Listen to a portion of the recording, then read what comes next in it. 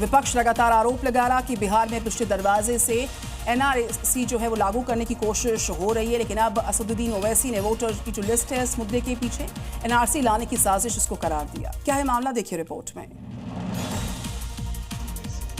ओवैसी का कहना है कि पिछले दरवाजे से एनआरसी लागू करने से सरकार अपने 2 उद्देश्यों को पूरा करेगी, जो बिहार के सबसे गरीब लोगों को शक्तिहीन बना देगा और उनकी नागरिकता से वंचित करने का रास्ता तैयार करेगा। ओवैसी ने कहा, इस देश में वोट देना ही गरीबों के पास एकमात्र असली ताकत है। यह अधिकार सिर्फ इसलिए नहीं छीना जा सकता क्योंकि किसी के पास कोई विशिष्ट दस्तावेज नहीं है।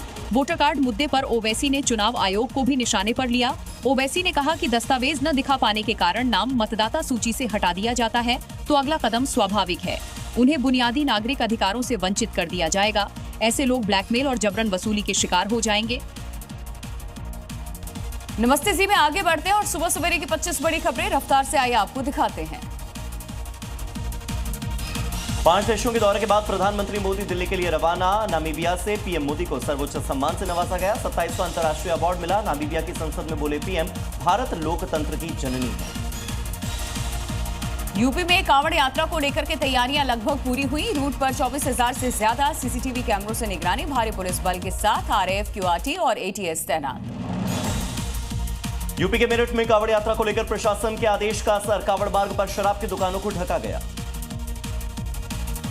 यूपी के संभल में कांवड़ मार्ग से अतिक्रमण हटाने का काम जारी है। 2000 मकान और दुकान किए गए चिन्हित। कई अवैध निर्माण गिराए गए।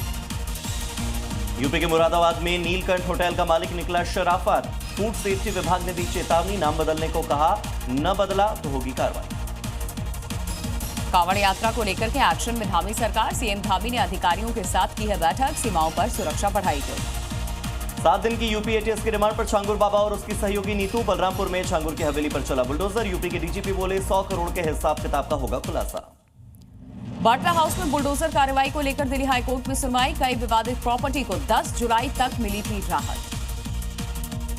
गोरखपुर में मोहर्रम के जुलूस में भड़काऊ भाषण पर बवाल। 3 नामजद समेत 100 अज्ञात पर मुकदमा दर्ज, 3 अरेस्ट।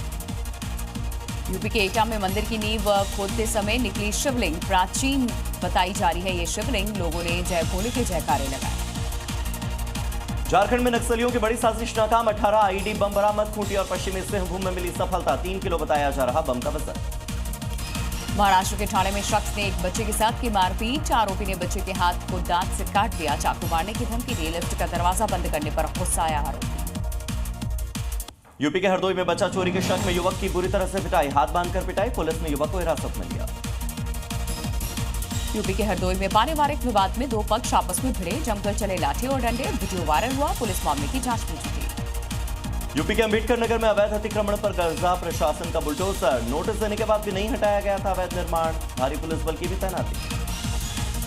यूपी के जालौन में पुलिसकर्मी की दबंगई सामने आई। स्कूटी में पुलिसकर्मी ने कार से टक्कर मार दी। युवक के साथ मारपीट। शिकायत दर्ज। कार्रवाई की मांग। मध्य प्रदेश के ग्वालियर में 2 युवक खुलेआम चुरा ले गए बाइक। वारदात पास में लगे सीसीटीवी कैमरे में रिकॉर्ड हो गई। बिहार के मुजफ्फरपुर में युवक ने लहराया हथियार। वीडियो हो रहा वायरल। हथियार लहराकर धमकी भी दी। चीन में बारिश की वजह से हालात खराब। कई जिलों में बाढ़ ने मचाई तबाही। तिनके की तरह बहती नजर आई गाड़ियां। सैकड़ों लोग प्रभावित। अमेरिका के टेक्सास में आसमानी आफत से तबाही मची। अब तक 109 से ज्यादा लोगों की मौत। 180 लापता। सड़कों पर आया सैलाब। जनजीवन प्रभावित। अमेरिका के न्यू मैक्सिको में बारिश की वजह से हालात बिगड़े। एक दुकान में बाढ़ का पानी घुसने का वीडियो आया सामने। सैलाब से दुकान का सारा सामान बर्बाद। हिजबुल्लाह के खिलाफ इजरायली सेना की जंग जारी है। दक्षिणी लेबनान में कई ठिकानों को बनाया निशाना। तबाह किया। आईडीएफ ने जारी किया हमले का वीडियो। गोरखपुर में कैलेंच ने एमजीयूजी को दिया ऑडिटोरियम का उपहार। उच्च शिक्षा ग्रहण कर रहे विद्यार्थियों के हौसले और सपनों को लगेंगे पंख। 2.5 साल पहले शुरू हुआ था निर्माण। पाकिस्तानी अभिनेत्री सोनाक्षी सिन्हा को बनाया ब्रांड एम्बेसडर।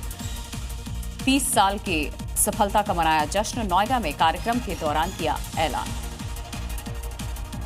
और भारत में एलन मस्क की स्टारलिंक की एंट्री का रास्ता साफ। अब सैटेलाइट से डायरेक्ट मिलेगी इंटरनेट की हाई स्पीड। स्टारलिंक को मिली भारत में इंटरनेट सैटेलाइट संचालन की मंजूरी।